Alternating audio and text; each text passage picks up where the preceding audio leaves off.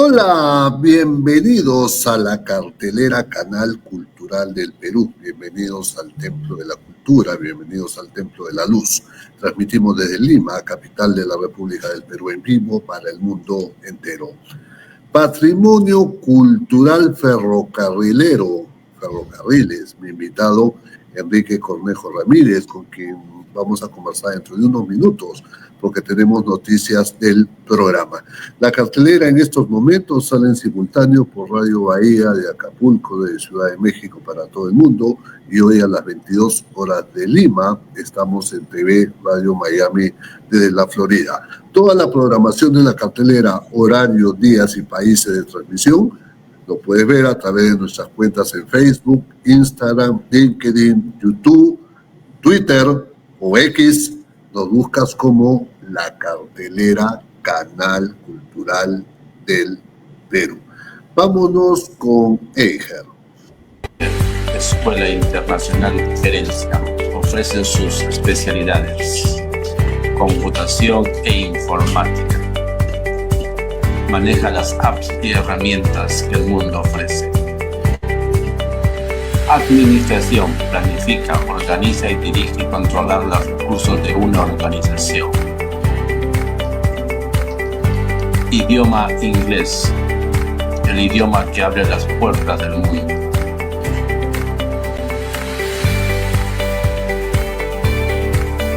Contabilidad: registrar e informar transacciones financieras en este mundo globalizado.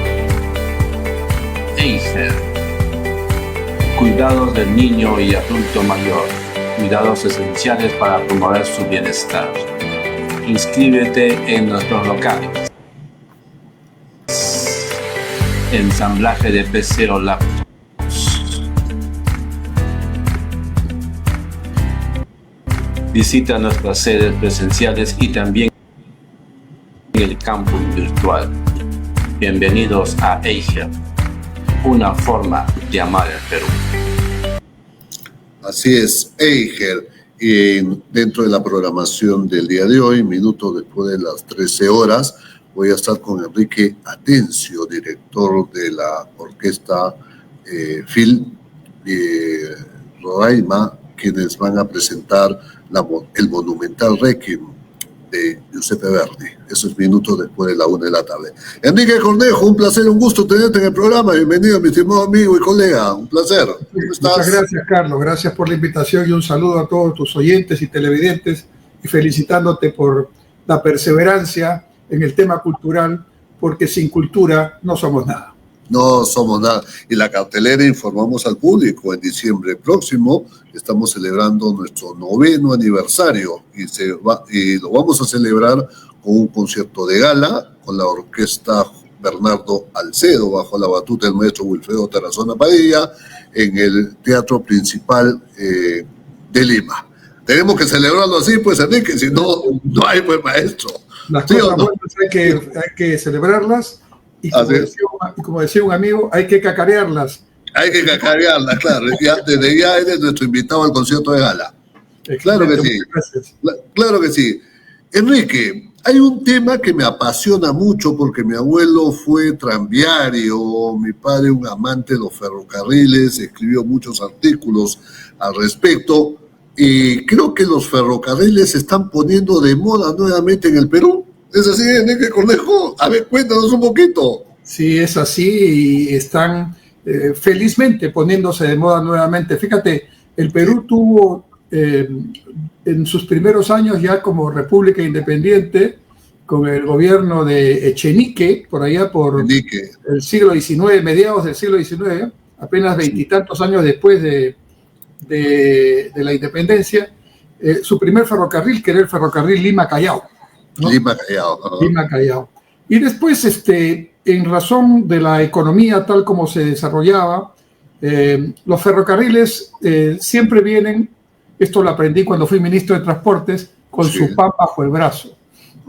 Y el ferrocarril Central Andino, que es uno de los principales ferrocarriles que tenemos, nació con su pan bajo el brazo. ¿Cuál era el pan? El pan minero, ¿verdad? Con las minas del centro, que son las minas que hasta ahora todavía, felizmente, continúan siendo o parte de nuestra oferta minera al Perú y al mundo. Y entonces se creó por tramos, por supuesto, el ferrocarril central andino.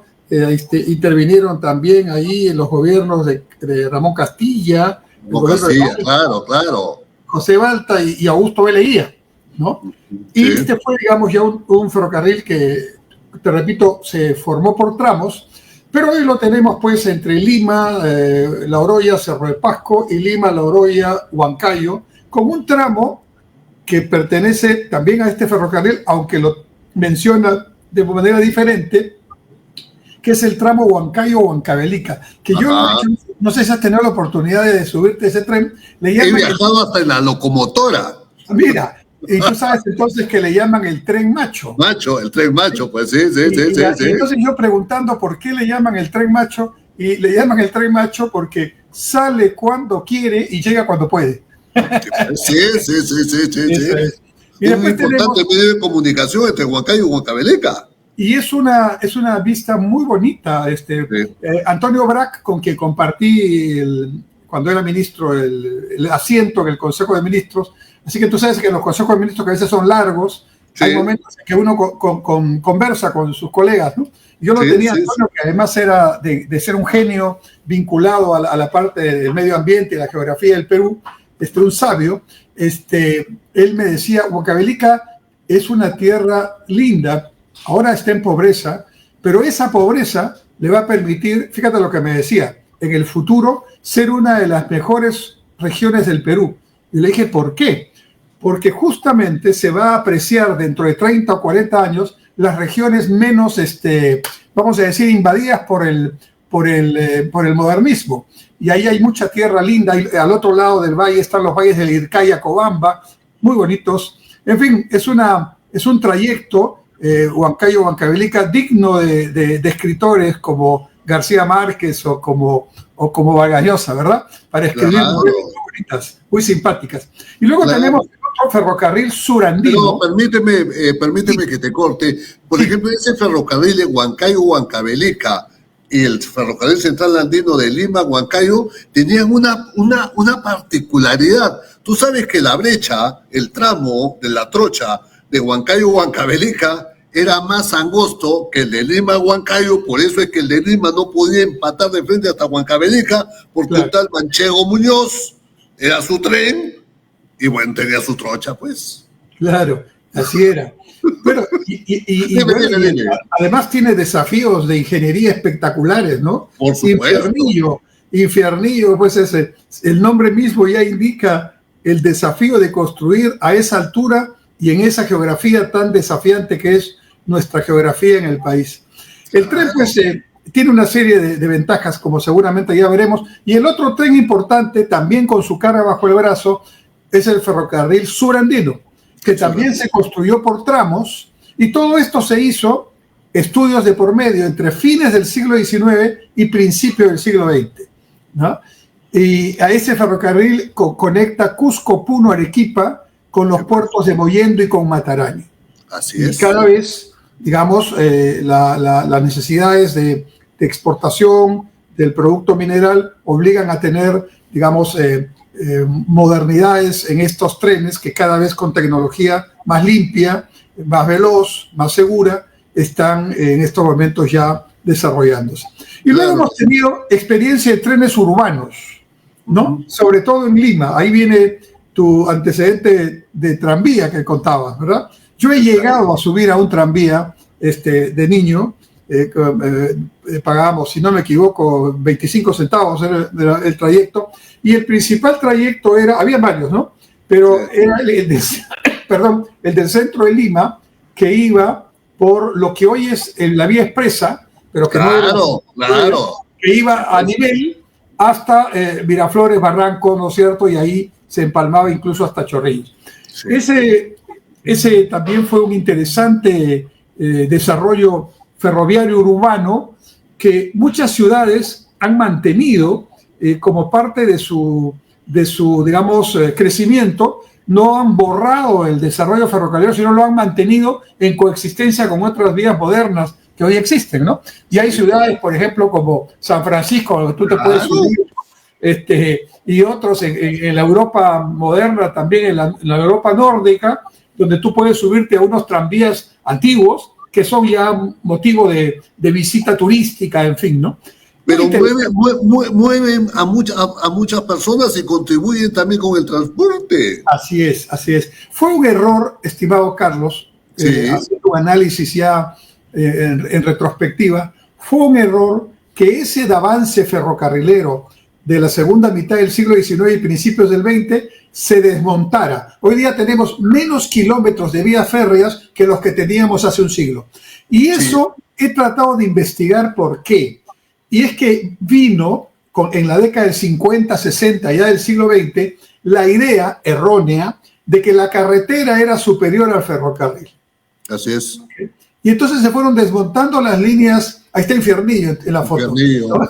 Es una altura impresionante por la cual pasa el tren. Bueno, y se fueron desmontando los desarrollos ferroviarios para ir montando carreteras. Y aquí hay un error porque la historia, y por eso viene el resurgimiento de los ferrocarriles, demuestra que el ferrocarril tiene varias ventajas con respecto a la carretera, siendo necesaria la carretera también, por supuesto. Sí. Primera ventaja, el ferrocarril usa un trecho o un tramo menor, su trazo tiene una invasión menor, digamos, porque ocupa menos espacio. Y eso, sin duda, permite que se pueda hacer con menor impacto ambiental negativo, digamos, ¿no? Segundo, hoy día los ferrocarriles contaminan muchísimo menos que lo que se contamina en la carretera. Claro. Sobre todo porque las locomotoras modernas tienen pues una serie de cuidados ambientales y hoy día más bien avanzamos a la locomoción eléctrica, ¿no? Eléctrica. Bueno, tercero, la vida útil de un tren bien mantenido puede durar más de 100 años. Sí, claro. La vida útil de una carretera bien mantenida es 10 años. Ajá. Entonces, tú cada 10 años ya tienes que rehabilitar parte de la carretera. En cambio, en el tren, si tú le haces el mantenimiento periódico y el overhaul a la locomotora cada 5, 6, 7 años, dependiendo del uso, y a los vagones, digamos, más o menos cada 10 años, tú puedes mantener la operatividad de este tren por más de 100 años. Y esto es algo que hay que explicarlo, porque quienes no conocen mucho de esto afirman que un tren de 20 o 30 años o 40 años ya es un tren aquí ya no sirve. Chatarra, ¿verdad? Eso es un absoluto desconocimiento de lo que esto implica. Y lo más importante desde mi punto de vista, yo he estado como ministro de Vivienda, como ministro de Transporte, siempre uno de los problemas que hay son las expropiaciones y la invasión del derecho de vía, Carlos. Está determinado que a metros a la derecha y metros a la izquierda de una carretera o de un ferrocarril hay que dejar libre, intangible el terreno para cuando se expanda y haya que crear una autopista o otra línea de ferrocarril.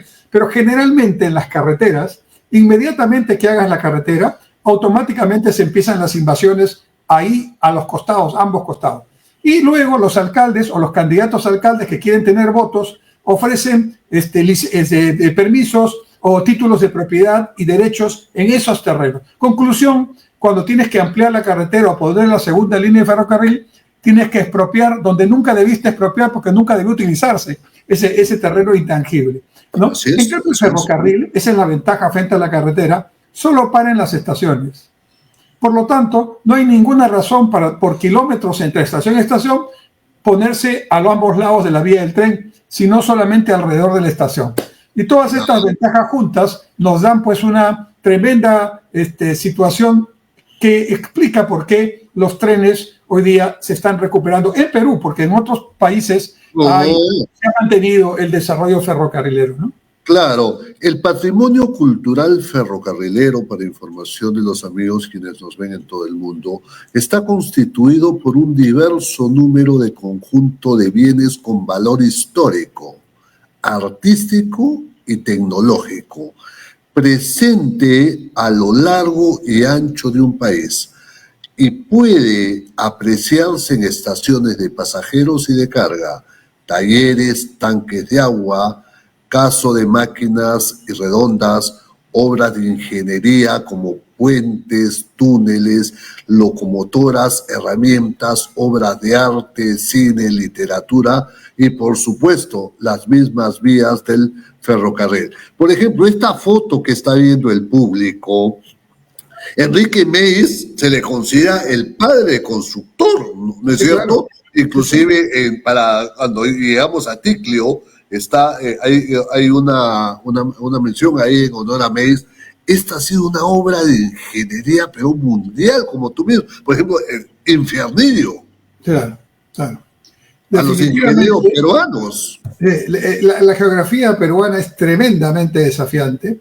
Sí. Y claro, en este caso estamos hablando de un ingeniero norteamericano que tuvo liderazgo en el desarrollo de este tren, pero nuestros ingenieros también, que están ya hoy día especializados en temas ferrocarrileros, son unos verdaderos artistas, porque manejan estas máquinas no en las condiciones normales que en otros continentes hay, también hay montañas en otros continentes, pero en nuestro país, pues como ya lo explicó genialmente Pulgar Vidal hace más de un siglo, ¿verdad? Tiene esta combinación de 8 regiones naturales casi una tras la otra, y hay que trabajar en esas condiciones multiregión, digamos así. Entonces, el ingeniero que está preparado para un tipo de ingeniería, un tipo de terreno, pues acá tiene que ingeniárselas porque hay verdaderos desafíos, montañas altísimas, abras, como se dice, a altura, pues, que no son muy, digamos, cotidianas, ¿no? Y sin embargo, armar ahí la ingeniería para que por años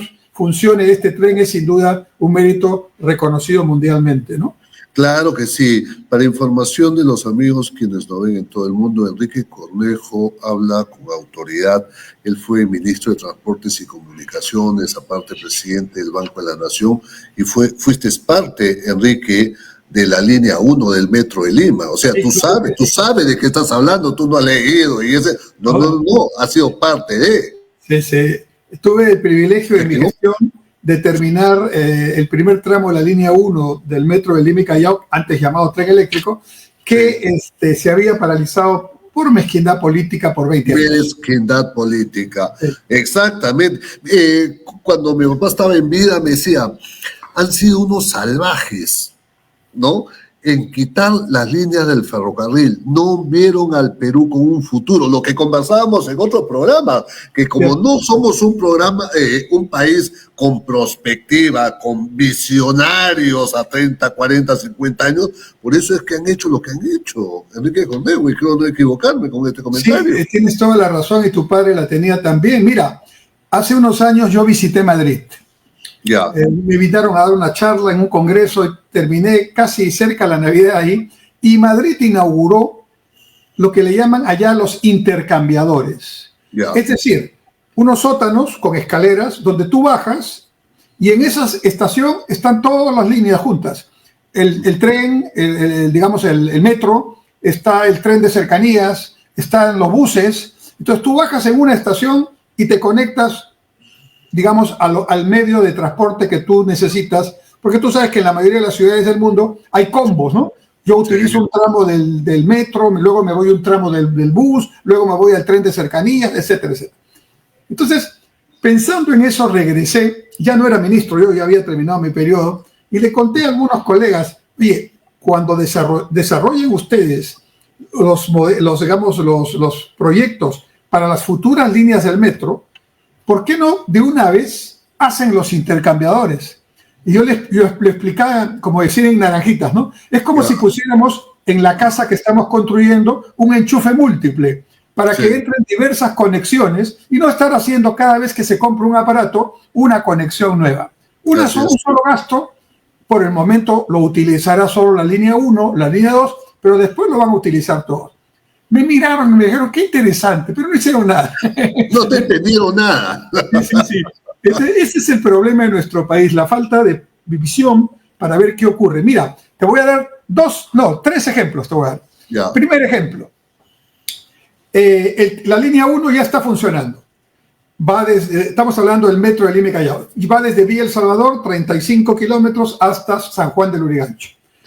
Y la línea 2, eso ya le correspondió a otro gobierno, su construcción, aunque el diseño lo hicimos en mi gobierno, La línea 2 va desde Ate, exactamente frente a la municipalidad de Ate, en la carretera central, va por subterráneo, vía subterránea hasta Santa Anita y después hacia Ayllón, siempre subterráneo, y se va, digamos, para 28 de julio, y por 28 de julio se va a Paseo Colón, ahí se interconecta con el Metropolitano, y de ahí se va a Venezuela, y de Venezuela hasta San Marcos, a la Universidad de San Marcos, de ahí toma Colonial, y por Colonial se va al puerto del Callao, con una línea auxiliar que va hasta el aeropuerto Jorge Chávez. Y aquí vienen las anécdotas.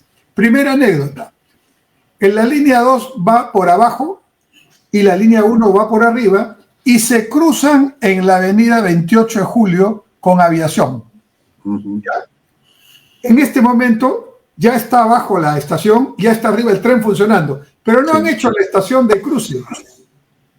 O sea, cuando han debido inmediatamente que construir la estación de abajo, y han debido poner inmediatamente la conexión con una estación arriba para que los pasajeros de la 1 bajen a la 2 y viceversa lo de la 2 a la 1. Ahí tienes un elemento que no está conectado. Seguimos en este mismo tren, ¿eh? Nos vamos hasta el puerto del Callao, hacemos izquierda y llegamos al aeropuerto Jorge Chávez. Ya está construyéndose, casi terminada, la estación del aeropuerto Jorge Chávez, pero hay un pequeño problema. ¿Sabes cuál es? ¿Cuál? La estación del aeropuerto Jorge Chávez está en el antiguo aeropuerto Jorge Chávez. Ya se mudó. Y no está en el nuevo. O sea, esta decisión de haber llevado toda la infraestructura y no utilizar la antigua, lo que es un error, ¿no?, ha hecho que ahora tengamos una estación donde va a haber un tren, donde tú vas a llegar con tus maletas y vas a tener que tomar otro vehículo para llegar a los 2-3 kilómetros que está la entrada. Aeropuerto. ¿No es cierto? Entonces ahí tienes dos ejemplos de cómo no se hace este trabajo prospectivo que debería hacerse permanentemente, ¿no? Pero hay otros que se pueden mencionar también, ¿no? Claro. El más claro es ya este no es ferrocarrilero solamente. Se decide hacer toda la obra del aeropuerto nuevo al otro extremo del terreno y no se pone un puente. Consecuencia de lo cual se ha improvisado. Claro que sí. Pero es que, dime, no existe una, ¿qué te digo? Una perspectiva, pues, con el caso de los ferrocarriles. Acompáñame a ver un extracto, un video muy cortito, porque quiero comentarte algo, Enrique. Adelante, claro que sí. Acompáñame.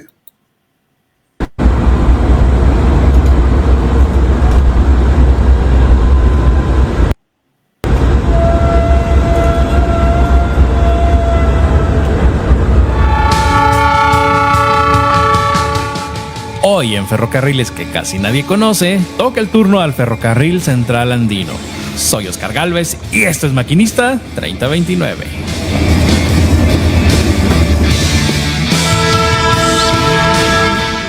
El Ferrocarril Central del Perú es una vía férrea que abarca de Lima a Cerro de Pasco, Huancayo y Huancavelica, en una red de 605 kilómetros que es operada por la empresa Ferrocarril Central Andino, que comenzó a funcionar en 1999 tras privatizarse la Empresa Nacional de Ferrocarriles del Perú, o ENAFER.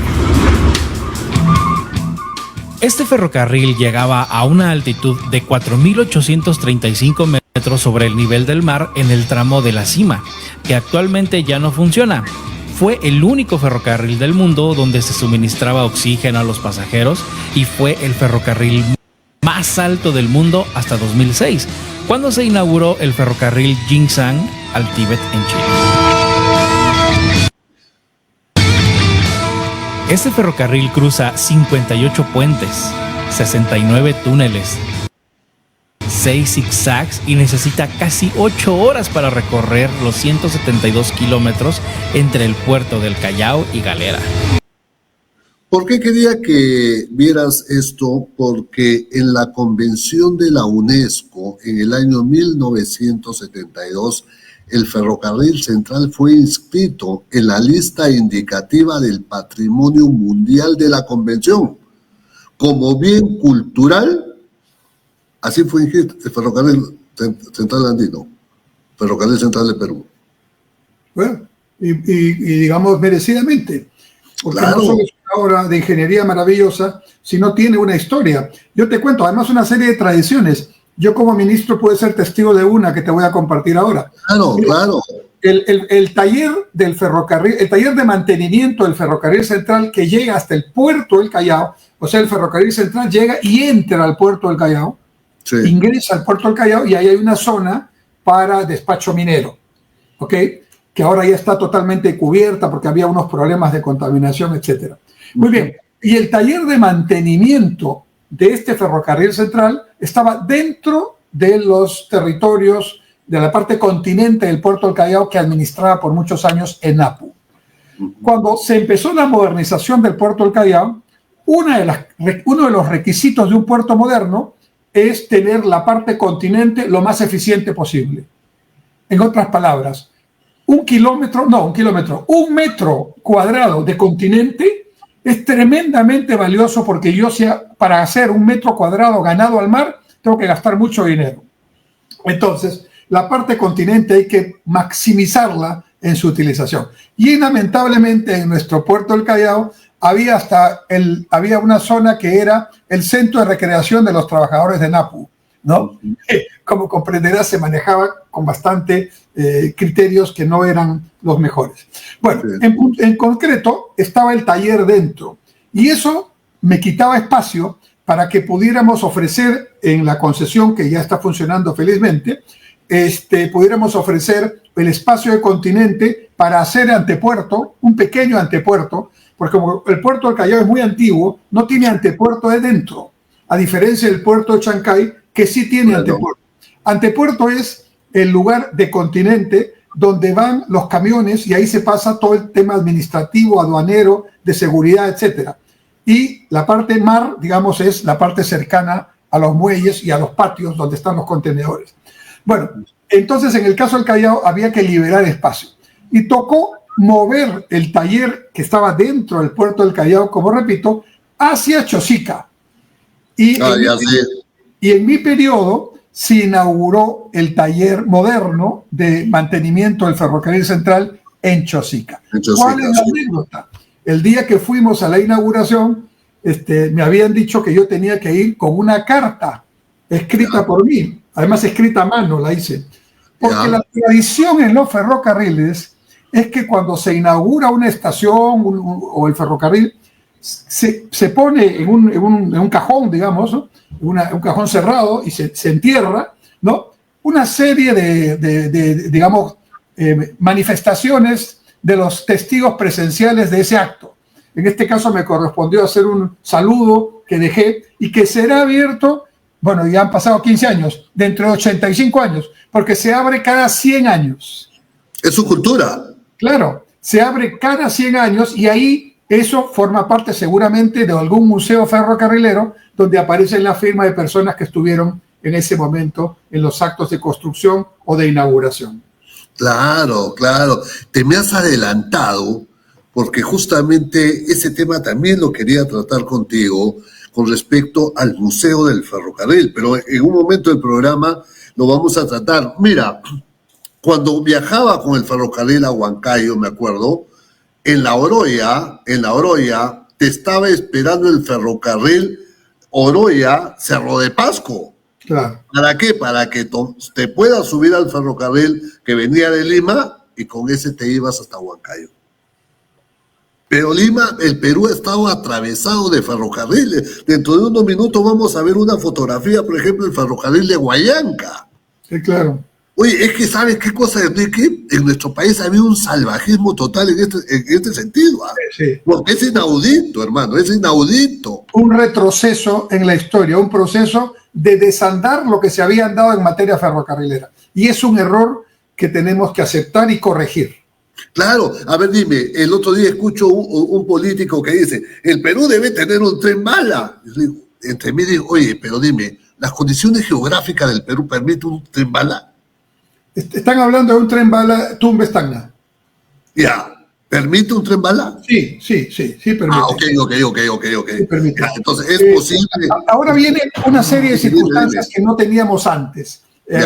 Perú se está convirtiendo, y esto es lo que va a hacer que se aceleren más los procesos ferrocarrileros en el Perú. Perú se está convirtiendo, aunque los peruanos todavía no hemos tomado mucha conciencia de eso, en un hub, en un centro de operaciones a nivel mundial, pero enfocado en la región Pacífico.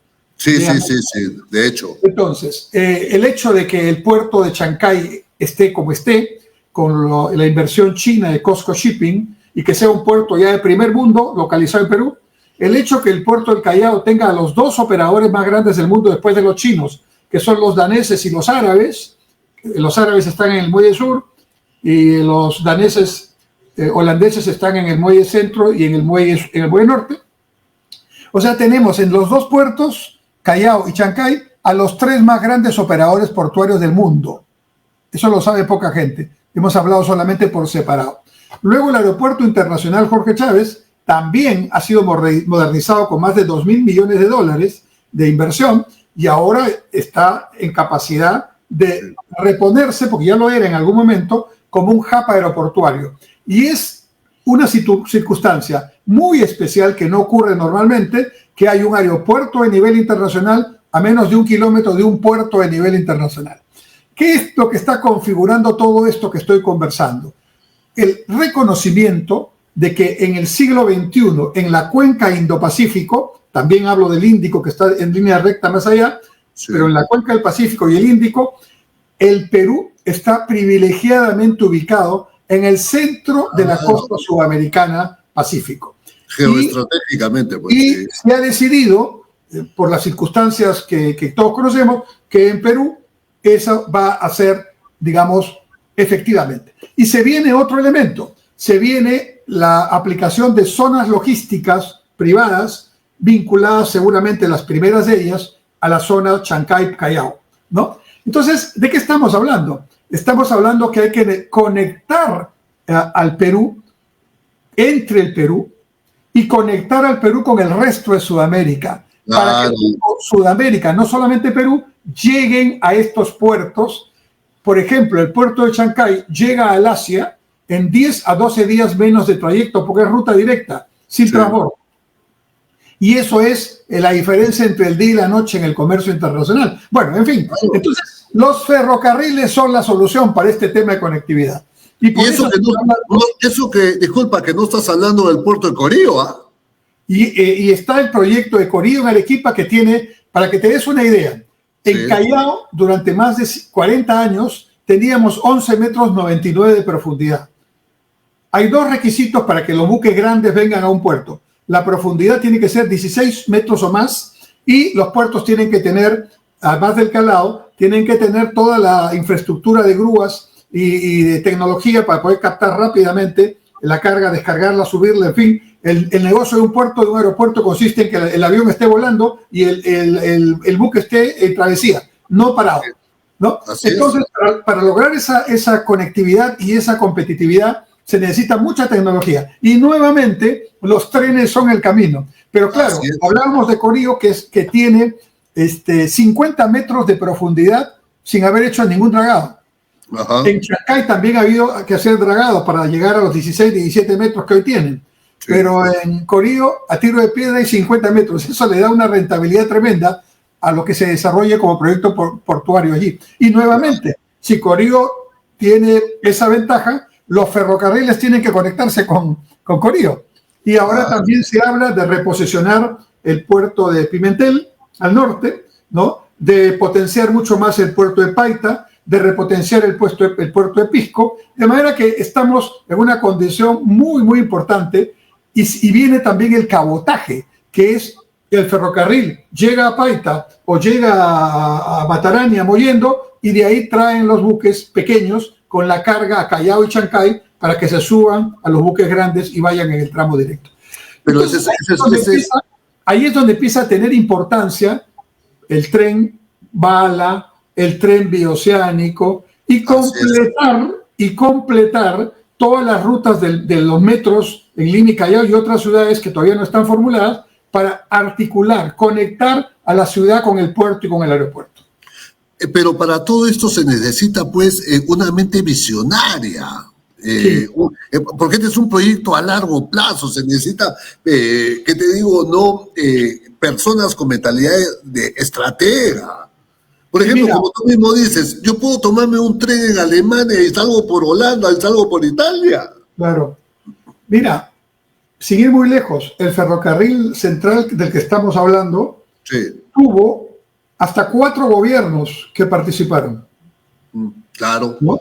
O sea que esto requiere 20 años, políticas 20 de Estado, Pues eso, política políticas de de Estado, Estado. que son aquellas políticas que mantienen lo esencial de lo que sirve a la gente, aunque cambien los gobiernos. Los gobiernos le ponen su estilo, su velocidad, le ponen su, digamos, su detalle, pero el camino ya está trazado. Eso no lo cambia nadie. Claro que sí, claro que sí. Recuerdo que hay un colegio en Ventanilla, alguien me decía, oye, no tenemos plata para construir un par de aulas. Y me acordé y le digo, mira, cuando tú te vas, o sea, por la Panamericana Norte, del norte, valgando la redundancia, hacia el sur, más o menos por la estación de Monserrate, vas a ver unos vagones en desuso. Le digo, ¿qué pasa si le tocas la puerta al ministerio o a Ferrovías y le pides que te donen un par de vagones y los convierto en aulas? Me dijo, tú estás loco, pero ¿por qué no? A ver, dime, Enrique. ¿Es posible? En Barranco, en el Parque Central, Parque Central no, por donde está el Chipoco, hay un vagón de un ferrocarril. Sí, ahí está. Y están en desuso. De la electricidad. Sí, claro, si están en desuso, los municipios pueden solicitar convertirlos en vagones de lectura, porque hay que reciclar también, puede ser, ¿o no? Por supuesto, claro que sí. Además sería un interesante tipo de enseñanza en un vagón, como para entender la lógica del sistema ferroviario también y la importancia del mismo. Claro que sí, claro que sí. Quiero invitarte próximamente a un programa para conversar sobre los tranvías, porque esa es otra también. Mira, ese problema, te voy a enviar una foto que me tomó mi mamá. Ya. ¿No? Bueno, no me la tomó mi mamá, la tomó un fotógrafo, pero que yo estoy ahí en el Jirón de la Unión de 4 años, está pasando el tranvía por mi costado. Claro, porque existía, pues. Oye, Enrique, dime, hay una institución mundial que se llama el Club de los Amantes de los Ferrocarriles. Correcto. Son turistas que viajan por el mundo, pero su diversión es viajar en ferrocarril. ¿Por qué no tenemos el Museo del Ferrocarril? Si es parte de la historia del Perú. Enrique Cornejo. Eso es algo que me quedé corto de hacer o de promover cuando estaba de ministro, porque había tantas cosas que había que hacer, pero era uno de ahorita, empieza a promoverlo, pues, hermano. Hay que promoverlo, vamos a hacerlo juntos, hay que promoverlo. Vamos a hacerlo juntos en este programa. Y de paso vamos creando un espacio también de reflexión para que los jóvenes, esta generación Z así llamada, que tiene impulsos que nosotros hemos tenido también de jóvenes, pero que hay que encauzarlos hacia cuestiones positivas, creativas, ¿verdad? Constructivas. Claro. Y una de ellas es apoyar este tema y cuidarlos, ¿no? Fíjate lo que ha pasado en este momento en Machu Picchu, ¿no? Se vence la concesión de los de los buses estos que suben en zigzag a la puerta de entrada de Machu Picchu, que era por 30 años han estado ahí, Carlos, y se venció la concesión. De acuerdo a la ley, cuando se vence una concesión hay que renovarla, pues, ¿no? Hay que buscar cómo se hace. Bueno, entonces ha venido una pugna entre el alcalde de Machu Picchu Pueblo, que antes se llamaba Aguascalientes, creo, y el alcalde provincial. Entonces han hecho una licitación y en esa licitación han elegido a otra empresa, que obviamente tiene otros vehículos, pero para poder llevarlos a hacer su tarea, el tren era el único vehículo que podía llevarlos para que estén ahí y cumplan con la ley, porque eso era lo legal. Bueno, como los que se iban, y empezando con el alcalde también, estaban en desacuerdo, no se les ocurrió mejor cosa que cortar los cables del tren en Cusco para que no puedan llevar los buses. Consecuencia de lo cual hemos tenido varios días a turistas que habían pagado su entrada, no solamente el pago, sino los días que habían programado con tiempo y que han regresado a su país muy desilusionados porque no han podido conocer Machu Picchu por este tipo de cosas.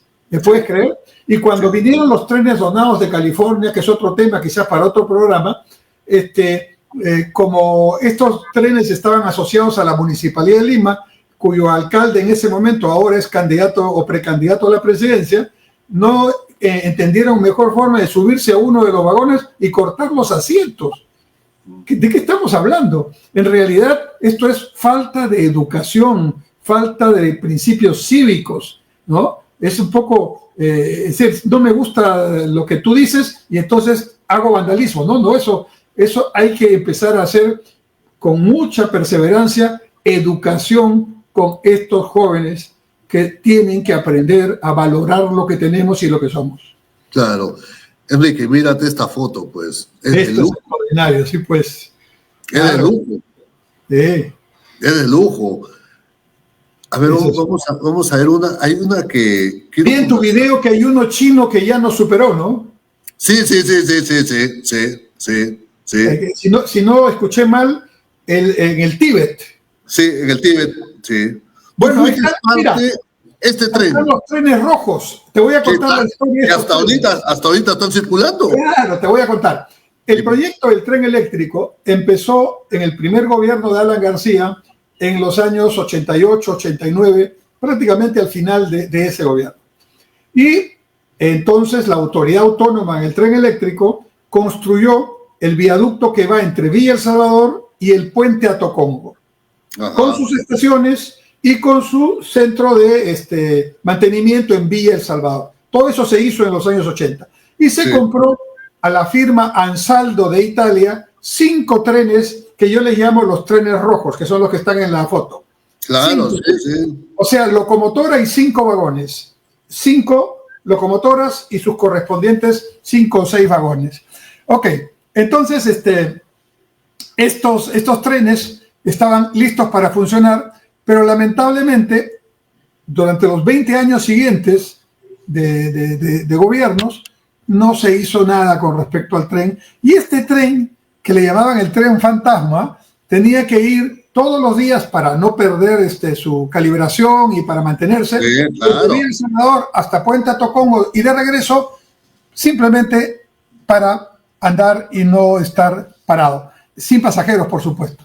Sí. Bueno, cuando me tocó ya ser ministro, terminamos en 18 meses la construcción del viaducto hasta el Hospital 2 de Mayo, y con esa posibilidad se iniciaron las compras de los trenes franceses, que son los trenes verdes, que son trenes muy modernos. Sí. Pero estos trenes se compraron nuevos, pero con una tecnología de los años 80. Estamos hablando casi de 50 años. Estos trenes tienen 45 años.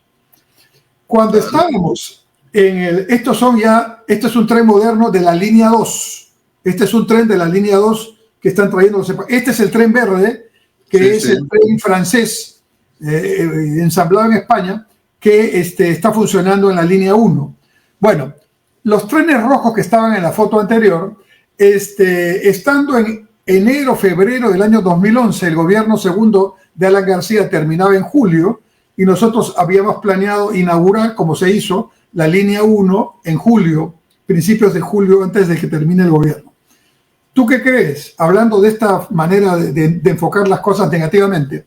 En febrero nos boicotearon los 5 trenes rojos, porque estos trenes rojos tienen una tecnología antigua. ¿Recuerdas esos mapas con circuitos con los que llegaban nuestras radios? Sí. Los trenes rojos tienen esa tecnología de circuitos, ¿no? O sea, no son digitales.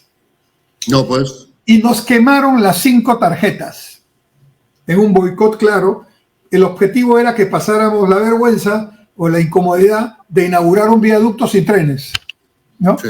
Entonces me puse a pensar, ¿qué hago? Me faltaban 3 meses. Ya tenía la obra física, pero no tenía los trenes. Me los habían malogrado. Y entonces empecé a buscar, primero, a ver, trenes usados. Trenes usados no hay a disposición. Y los que pudieran haber no necesariamente encajaban en las medidas que tren utilizan. Alguien me dijo, ¿y por qué no recurres a la Marina de Guerra del Perú? ¿A dónde? Al CIMA. Ahí tienen ingenieros extraordinarios. ¿Así? Bueno, llamé al comandante general de la Marina, me comunicó con el comandante del CIMA y le dije, comandante, necesito que usted me apoye, quisiera ver si me pueden reconstruir estas tarjetas. Y me dijo, reconstruirlas no, se las voy a hacer nuevas. Y nos construyeron 5 tarjetas nuevas, y esas 5 tarjetas son las que permiten que los trenes rojos circulen hoy día. En hora punta salen, en la mañanita y en la noche, a ayudar a los trenes verdes. Yo te soy bien franco, a mí me gusta ir en el tren rojo y no en el verde, ¿ah? No, es verdad. ¿Por qué? ¿Por qué razón en particular? No sé, le siento más gusto. Sí. No sé, tiene algo ir en el tren rojo que comparado con el tren. Oye, pero hablando justamente del tren verde, ¿por qué el servicio no es hasta las 11 de la noche? La Sí, gente está saliendo 10 y 20 de la noche, gente que sale a estudiar, dale hasta las 10 de la noche. eso es gestión, mi querido Carlos. Yo sé que es gestión. Un Mira, llamado acá mesa al gerente de la línea, ¿por qué no está el servicio hasta las claro, 11 de la noche? aquí hay que decir que aunque es una concesión que significa que tú le transfieres por un tiempo a una empresa privada que gana un concurso público, la gestión, el manejo, el mantenimiento y la compra de los trenes nuevos, pero tú nunca como Estado dejas de ser el concedente. El Claro, concesionario es el que hace su tarea, pero al otro lado de la mesa está el Estado, que es el dueño de eso, porque es el claro, dueño de eso, y que sí, está temporalmente cediéndole la gestión al privado. Pero el concedente siempre tiene derecho de decir algo, ¿no? Si su claro, concesión está... ¿Cuál es el beneficio del tren? Finalmente, sí, las personas. Oye, yo claro, siempre cargo aquí al costadito este librito del que todos hablan, la Constitución Política del Perú, pero que sí, pocos leen. claro, Artículo 1 de esta Constitución, página primera. La persona humana y el respeto de su dignidad son el fin supremo de la sociedad y del Estado. Artículo primero. ¿No? Y claro, entonces, si pensamos en la sociedad y en la persona, que son los 650,000 peruanos que suben cada día a la línea 1 del tren, ahorran 3 horas de su día y ahorran 3 soles mínimamente de su bolsillo, le estamos haciendo un servicio adecuadamente. Pero si ese servicio en hora punta no es correcto, porque faltan vehículos, faltan trenes, hay que comprarlos. claro. Y ahí tiene que estar el concedente por un lado y el regulador por otro lado. El regulador en este caso es Ocitran. Sí, Ellos pues. deberían estar al frente de estos temas que estamos conversando. Claro, porque, por ejemplo, un caso vivencial. Hay ciertos días que yo tengo que estar en San Juan del Lurigancho, por ejemplo, salir para ir a la estación de la cultura, 10, 11 de la noche, ya no encuentro tren. ¿Sabes qué? Es un día, hermano, es difícil de la estación San Carlos irte hasta la cultura. Claro.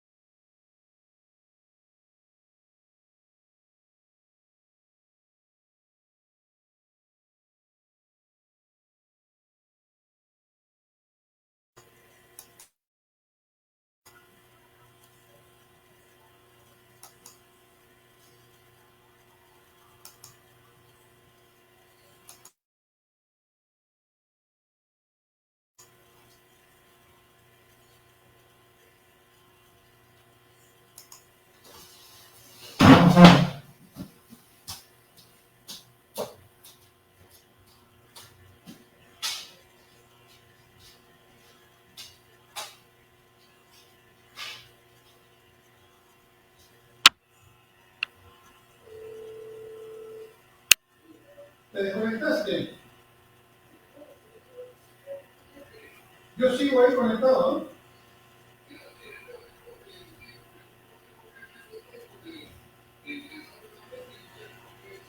Pero se ha grabado lo que hemos hecho, ¿no?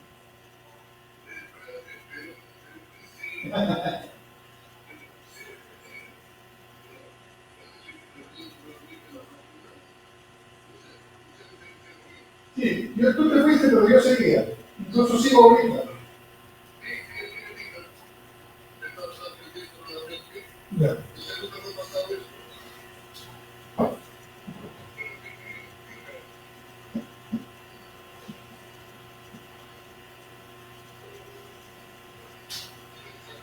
Ya, ok.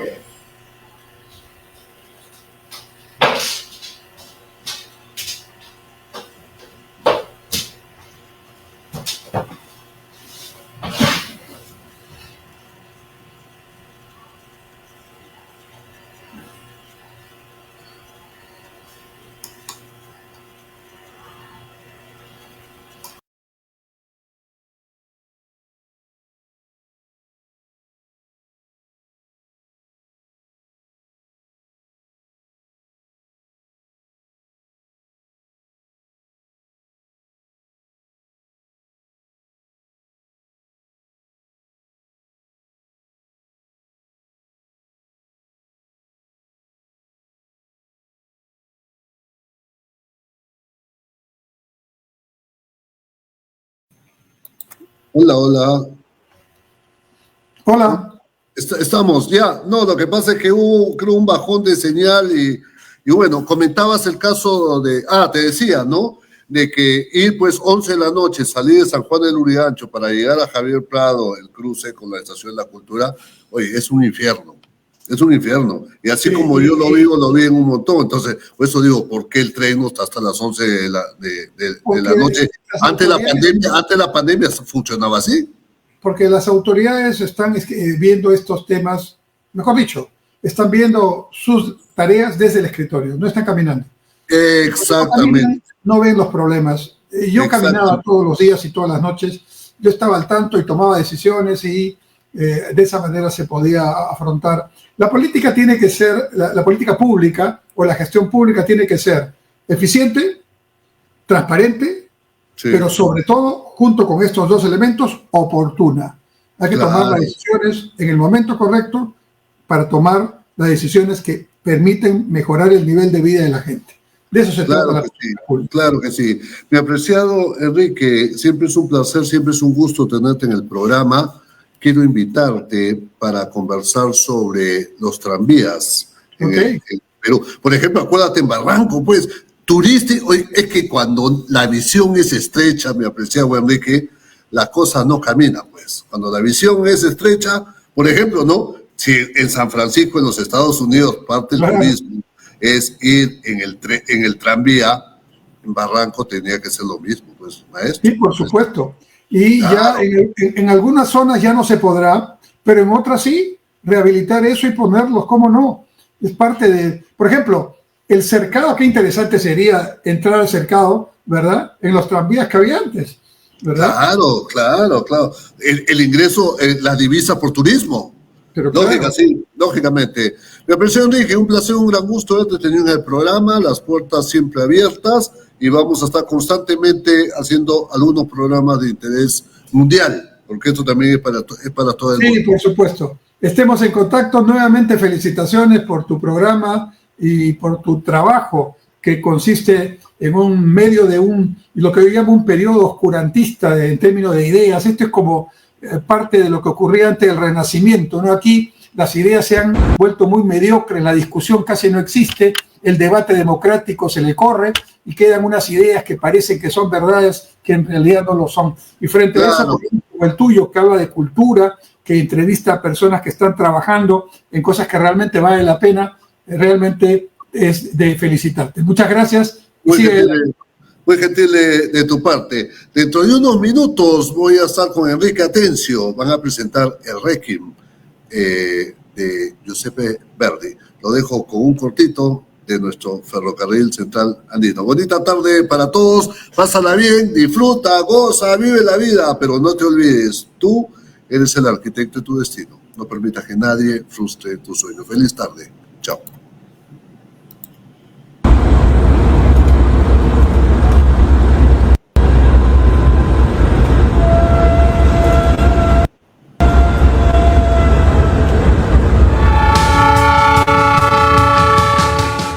Hoy, en ferrocarriles que casi nadie conoce, toca el turno al Ferrocarril Central Andino.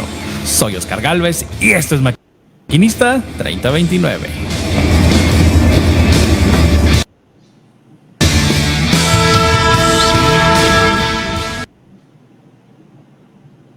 El Ferrocarril Central del Perú es una vía férrea que abarca de Lima a Cerro de Pasco, Huancayo y Huancavelica, en una red de 605 kilómetros que es operada por la empresa Ferrocarril Central Andino, que comenzó a funcionar en 1999 tras privatizarse la Empresa Nacional de Ferrocarriles del Perú, o ENAFER.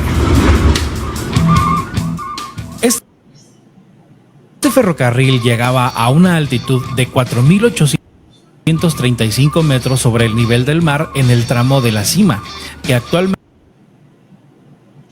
ya no funciona. Fue el único ferrocarril del mundo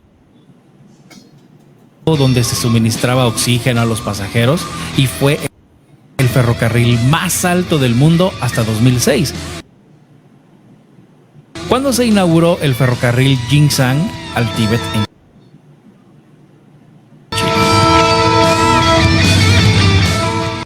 Este ferrocarril cruza 58 puentes, 69 túneles, 6 zigzags y necesita casi 8 horas para recorrer los 172 kilómetros entre el puerto del Callao y Galera.